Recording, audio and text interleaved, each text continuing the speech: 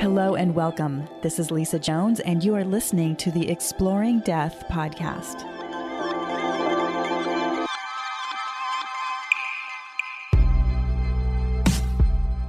Hello and welcome to the Exploring Death podcast. I'm Lisa Jones, your host, and today I have with me Juliet Doty.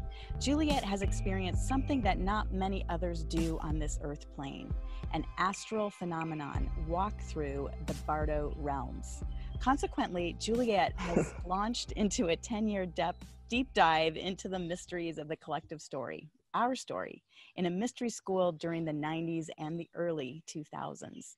And she's here to share with us about going into the Bardo and all of these amazing experiences that she has between life here on Earth and the next world. So welcome, Juliet.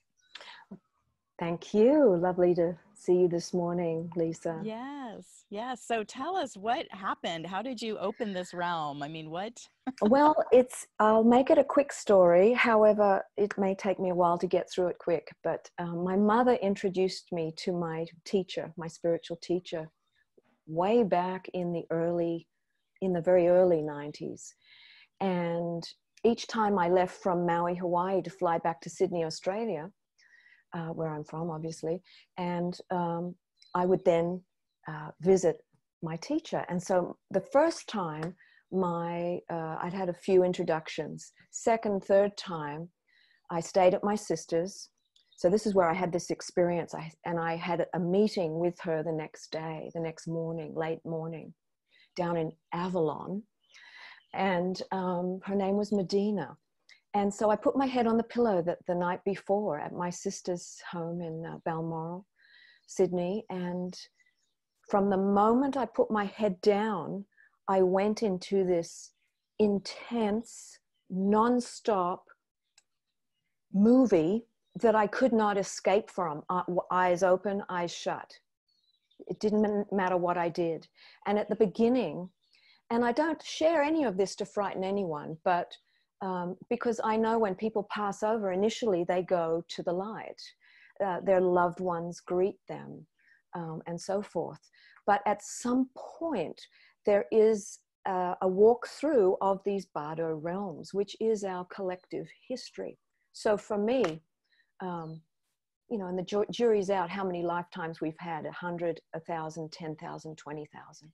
So for me, I was caught in this black tar, and it was like molasses, and I couldn't sort of punch through it. It was holding me down, and it was such a struggle, and it was actually terrifying. I was terrified all night.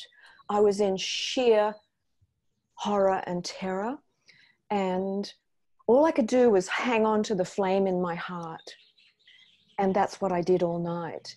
And then there were periods where I would be escorted by my beautiful guides, and I was taken into a movie theater, and I was shown excerpts from this lifetime, excerpts from other lifetimes, and I completely understood how that occurred, why that occurred. I saw the lesson. I saw how I could have done that better. All the angles, and then they were teaching me, and I had quite a few experiences of that, and then it was back to the tar baby thing. And it was so intense, and and I keep waking up, is this over, is it over? And then it would be still happening, and I just wanted to get out of that bed. And anyway, dawn finally came, but I do want to express that sometimes I couldn't get through it. It was so gooey, and I couldn't get through the shadow, the sticky molasses-like shadow. Anyway, so I saw a twinkle of the light of day, and I thought, oh my God, I'm getting out of this bed. And I got up and I waited for my sister to come into the kitchen, and she finally did, but she didn't quite relate. She didn't quite get it. And so then I had to wait before the time came to drive to my teacher, who actually wasn't yet my teacher. I was fascinated by her she gave spiritual readings, and she had an angel with her at all times called Angel Lang, Archangel Lang. And we used to call him Langy. And so they could both see that I was flustered and very upset. And I said, well, I need to share with you what happened last night, Medina. And so I went through what I've just shared with you. And I could tell she was checking in with Langy about what that was about. And she said, quite blandly and very seriously, she said, what you've just experienced is something that not many others experience on the earth plane. And I'm like, oh. And she said, you've experienced what people experience when they pass over. I went, oh. And she said, and my spiritual school wasn't religious. She embraced everything. And she said, the Father of your soul is giving you a chance. Would you like to join the school? Would you like to have a clean slate? To turn the slate over and learn. And I said, yeah, I'm not doing that again. And so I joined the mystery school, and that's the beginning of my story, actually. But Wow. and I really got the shadow. I really understood what it was all about and why we keep coming back on this wheel of karma, and how really when we love and forgive it all, because it's all experience, yeah, our experiences are made up of our various stories through the lifetimes. And so in the mystery school, which I joined, Medina taught us how to unravel the collective story, which we did. It was like a crazy puzzle, which becomes our individual story and our part in that. And so I started my work and have been on it ever since. And I've never been able to put it down or let it go or lie back for too long on the beach. I just can't sit still because I got to keep helping people to go home and get out of the tar, to get out of the black tar.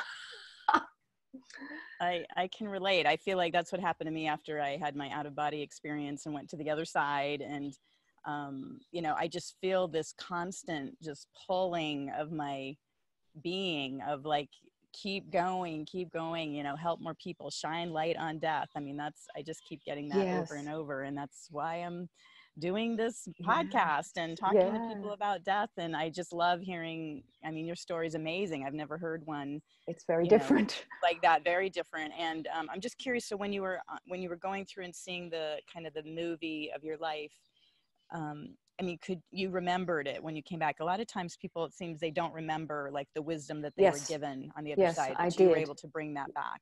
Yes, absolutely. And it became very clear. And then the mystery school and all, and there were no textbooks. My teacher wasn't famous. She's passed over, bless her soul. She was very humble. We were taught by all the avatars that ever walked this earth plane, and they each had their time and they came through her and they taught us. And it was amazing. And so what we learned is that love never judged. It was ourselves that judged. And we've only got to forgive ourselves.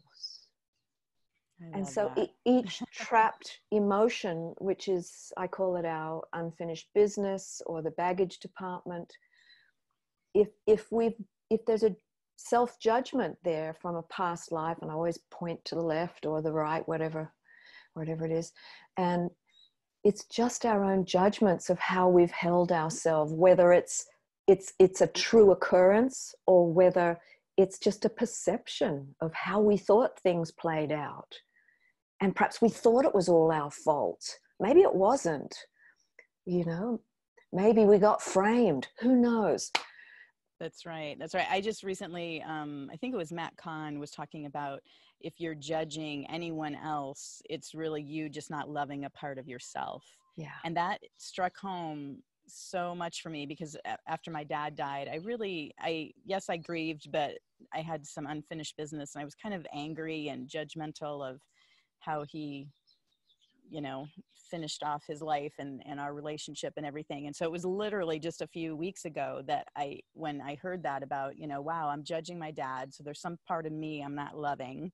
And when I kind of let that just unfold, I just was like in a puddle of tears over grief for my dad, you Oh, know, and it was bless just, you. it Yeah. was such a huge release, and what a beautiful, you know, moment. And to realize I had just been holding, you know, that judgment against not only him, but me. And as soon as I let it go, it just was such a beautiful Oh, yes, moment. So the space that it provides for more yes. love to come in.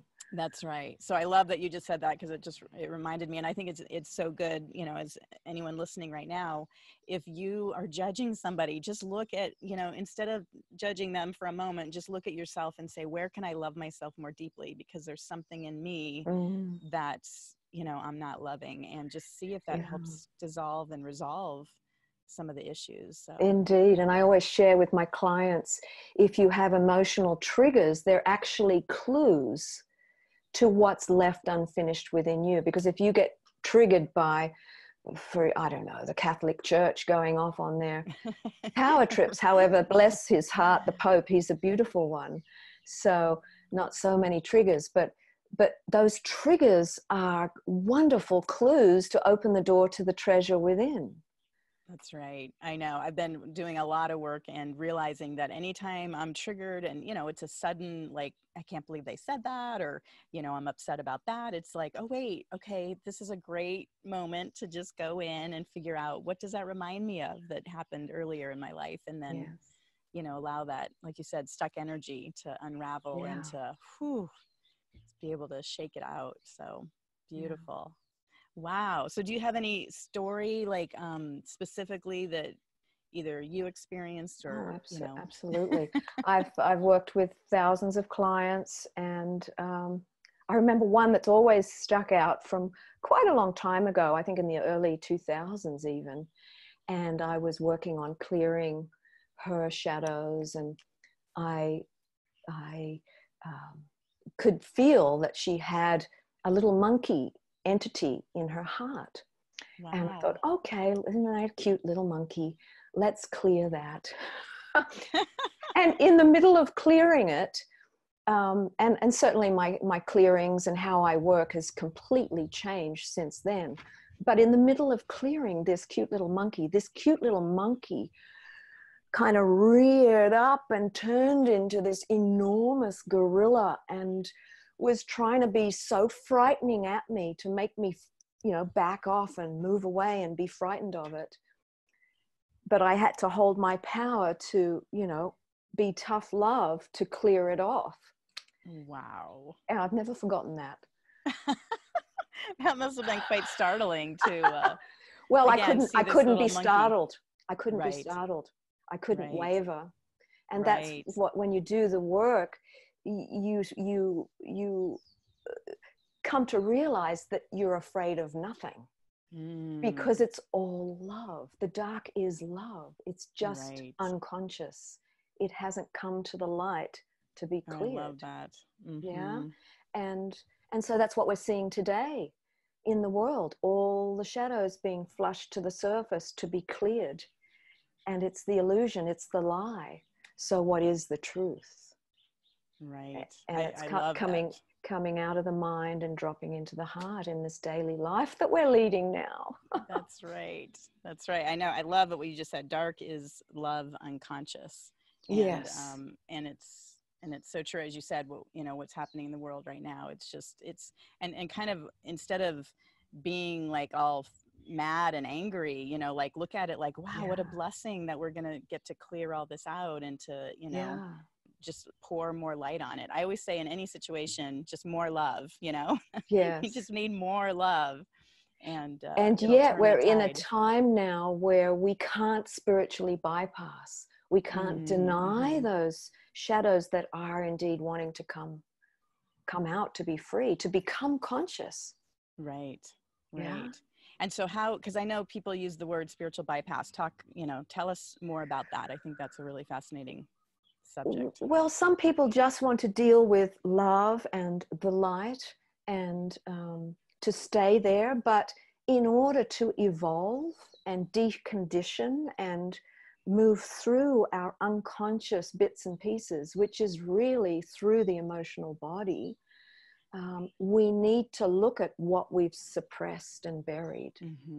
And at the moment, because over the last decade, it's been intense for everyone, and we've moved through the fish tank, so to speak, and now we're getting down to the very bottom of the fish tank, and it's not very pretty for some, and it's very uncomfortable. And so rather than going, oh, I'm going to go to the beach, or oh, I got to go for a walk and I'm going to buy some flowers, I'm going to smell those roses.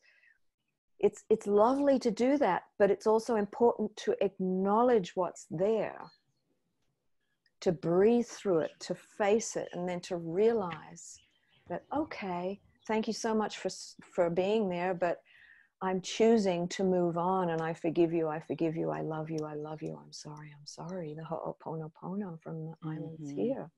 It's just really loving it. Yeah, that's great, because, and so specifically, let's say just for the political scene that's going on right now, I mean, so if somebody's upset about that, instead of just turning off the TV and ignoring it, so what would you suggest for how people? Well, wherever I get triggered, like with Trump, sorry, the supposed lies, okay? Right. So, okay, I'm triggered. So where am I lying within myself? Okay. How am I lying to myself? Where am I being so arrogant? What is there still an arrogant part within me that I still need to let go of? Am I being too egoic?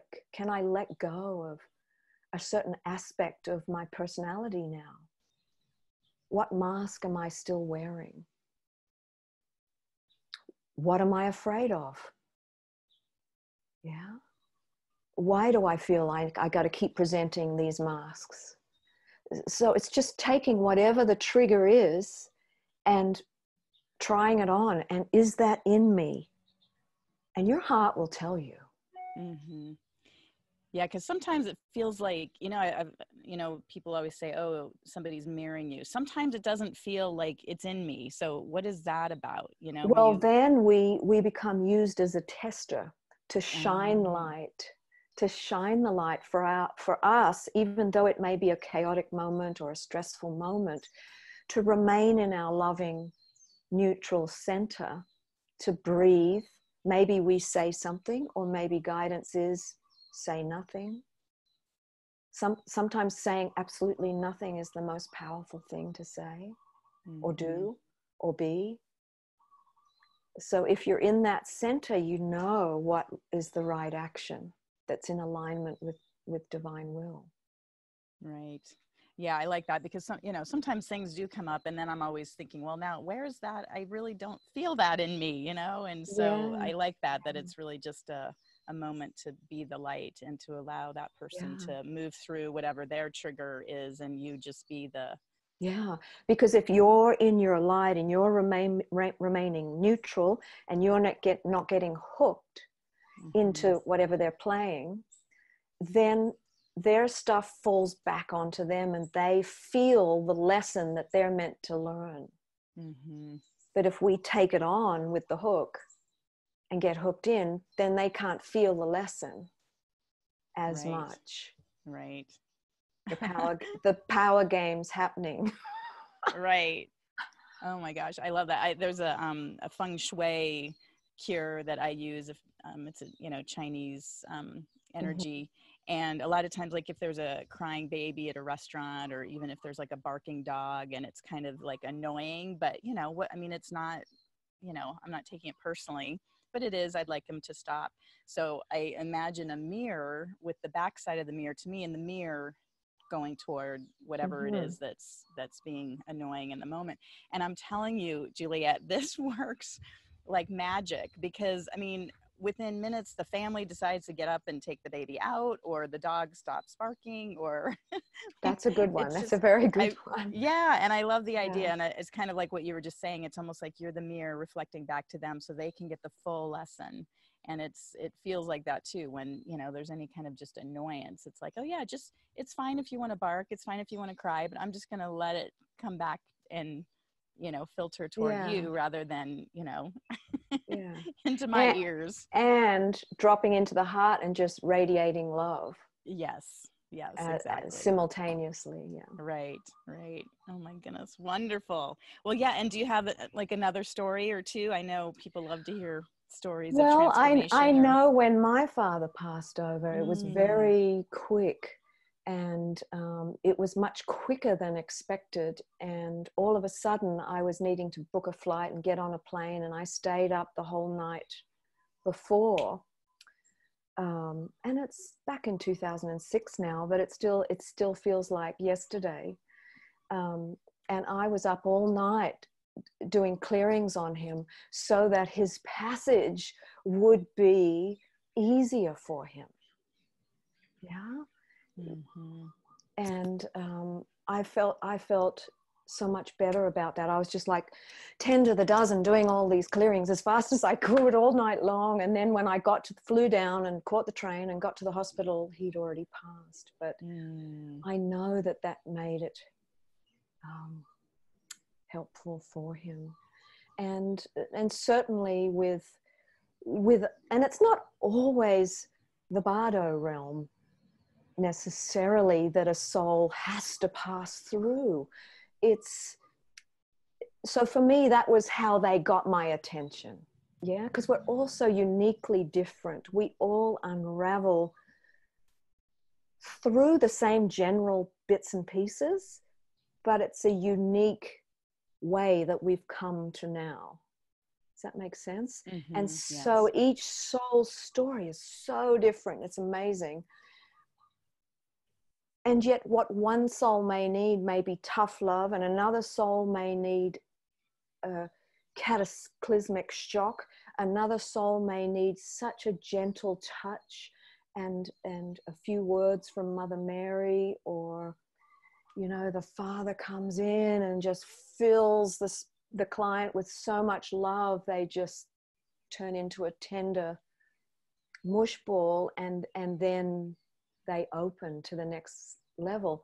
So it's always so very, very different for each soul. I love that so much. And it so reminds me of raising my children, because my daughter was born and I would just say, you know, don't touch that, or, you know, please do this. And she just was so compliant and, you know, easy. And then my son, or she would eat anything too. You know, I was like, oh gosh, I don't know what all these parents are having problems with their children eating. My daughter eats everything, right? Oh, well, then you. my son was born, because of course, let's have some contrast. Right. And you know, he wouldn't eat anything. And, you know, he'd go with the knife to the electrical outlet. And I'm just like, stop. And so I literally had to be a different parent to each child, you know, and I really had to be this very demonstrative kind of tough love for my son. And yet and then I'd turn to my daughter and it would just overwhelm her if I didn't really pull back and just, you know, give her gentle guidance. So I love that you said that, because it's so, you know, you can translate it so easily to this earth realm that, you know, everybody is different. Yeah. And that's where the fascination of astrology came in, you know, the late 90s. And then I started studying, and I haven't stopped. Tell us about that, because you're an amazing astrologer. So I haven't stopped my astrological studies, and it's an ongoing study. Totally. It just never stops, because it's so enormous and it's so big, and the planets keep moving and keep impulsing more nuances to evolve. So each soul chooses their time of birth, and that natal chart is the blueprint with what that soul is working on. And I'm an evolutionary astrologer, so Pluto tells the story of, you know, what department of a soul's life are they working on, and then there's the karmic axis of the moon's nodes and where they are and what signs they're in, and whether there's skip steps or lessons, or are they still working on a particular lesson. And it's all there in the chart. And so I love to do an astrology reading and then go into an Unwind the Soul healing, because it's all there in the chart, and it's all there in the transits, because the transits just show me what one needs.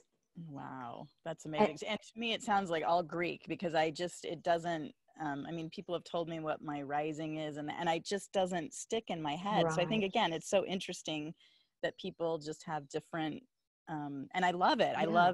I love getting a reading. I love hearing it, but then it's just, it's not Russian. part of my, yeah, it is. It's like learning a new language. I can't understand. So yes. it's wonderful that there's such talented people like you that, you know, are so into it and, you know, study it so thoroughly and then can share with the rest of us. Yeah. I'm just constantly studying and always reading and always looking at charts, and it's a big time now. I mean, we're moving into literally times, this what's happening next January in 2020, and we're building up to it as of December 3rd, which is really just a few days away. Next Tuesday, we move into Jupiter moving into Capricorn, and he moves into Capricorn with all the other planets. And then as we move through December, we head into a solar eclipse on Christmas night, very late Christmas night in Hawaii, but 26th for those on the mainland. And then we move into the next one on January 10th, a lunar eclipse in Cancer, which is opposite the nurturing, mothering, emotional sign, opposite Capricorn. And then 2 days later, January 12th, 5 planets and 2 asteroids on the same degree in Capricorn, 22 degrees. And it's like a conjunction is like birthing a baby. We're birthing something, but there's 5 planets and 2 asteroids. So it's like we're birthing 5 babies, and we're birthing our authentic selves. So that's why this decade, the last 2 decades, I have to say, for me, even 3, had, since the harmonic convergence back in 88, we've been moving through a quiet, but now it's not so quiet, pressure to restructure, to become more authentic, so that next year we're going to birth our authentic selves. Wow, fascinating. So it's going to be easier for people to show themselves, or I guess. Well, Capricorn is not a walk in the park, I have to say. I'm not sharing this to frighten anyone. He is about hard work. Saturn in Capricorn, he's in rulership next to Pluto in Capricorn, so they're working together. Pluto's about transformation, death and rebirth, death of old ways of being. So hard work, discipline, commitment, management of time, restructuring, be grounded, be responsible, so that we can come into our authority. So it's going to take work. It's going to take dedication for us all to earn our coming into who we truly are. Wow. You know, there's no free lunches in the spiritual world. No, that's for sure. You know? And I find the more you get into it, the more there is to uncover. And I call it mileage points, your spiritual mileage points. And we have spiritual muscles.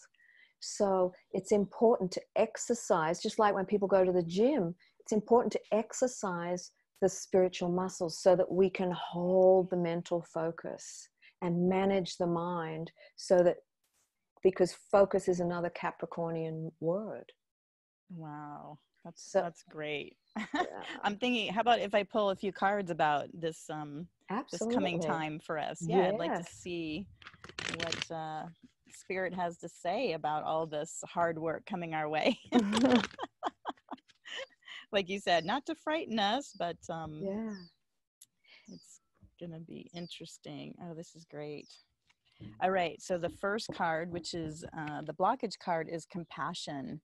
And so what I'm getting is that, you know, we just it's like we don't have compassion for ourselves sometimes. You know, we're just so busy you know, trying to be that perfect person and doing it right, and yet all of this is happening all around us, and so we just need more compassion for ourselves. Do you feel absolutely that that's appropriate?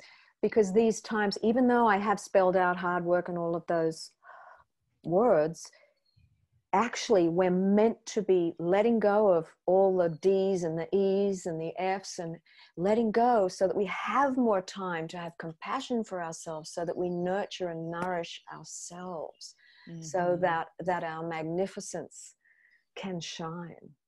That's beautiful. Wow. And that's exactly, the action card is success. And that's what this is all about, is us becoming fully ourselves, right? And really embracing that. And like you said, letting go and doing all this work, which has led us to this point, so that we can, oh my gosh, we can finally be our true authentic self in that. And then it's communication. That's the yes. you know, so success is the outcome card, or sorry, success was the action card of like really being who you are, like fully owning it and just fully presenting yourself. And then the outcome is communication, and then sharing it with everybody, you know, and fully embracing it, because it's, I think that's what a lot of people, you know, especially here on Maui, I mean, there's so much people doing so much work, but, you know, then it's like, oh, do I really want to share this? Is it, you know, do I really want to? It's time to be bold. It's really time to come on out, jump off the cliff, you know, be that little bird that hasn't flown before out of the nest, and just fly. It really is that time. Well, and as you've seen through your going through the Bardo and all those experiences, I mean, really our life here on earth it's just to expand and to feel our physical presence, right? I mean, that you can really make no mistakes here. Exactly. And as Abraham Hicks, that wonderful, basically with the dog with his head out the window, and he's in just bliss, experiencing life. And it's just an adventure. It is so ecstatic. And that's who we are.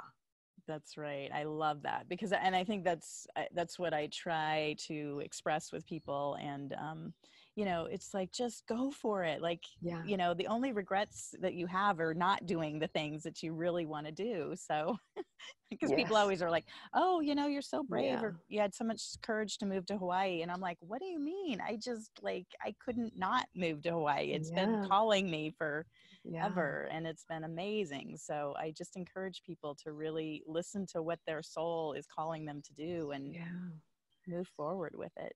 I call it the marching orders. Obey the orders. That's right. The stage coordinator is arranging our positions from upstairs. Oh my gosh. Well, that is amazing, Juliet. Well, how can people get a hold of you if they'd like to contact you about a reading? My website is unwindthesoul.com, all one word, unwindthesoul.com. And on my website, my phone number is there, my email is there. I offer readings, astrology readings, natal and transit, or just one or the other or both. And then I offer a magical double of the astrology and the Unwind the Soul healing. And for those who have watched this podcast, I offer you the 2020 special 15% discount. Fantastic. So it's and a we'll good have that time link. So just mention 2020 or this podcast, and I'm very happy to offer that for you today. Wonderful. Well, thank you for that, Juliet. It's been such a pleasure chatting with you, and I'm just so excited to hear and understand more of your journey, and what a blessing that you're offering people to really, you know, find their way on this crazy planet that we're riding on. Well, it's the greatest show on earth, and it's curtain call now. That's right. It's starting, and it's really, really exciting. That's for sure. Well, thank you so much. Have a wonderful rest of your day. Okay, you too. Aloha. Okay, aloha. Thank you for listening to the Exploring Death podcast. This podcast is for entertainment purposes only. Before you make any financial or legal decisions, consult a professional. This show is copyrighted by Exploring Death. Written permission must be granted before syndication or rebroadcasting.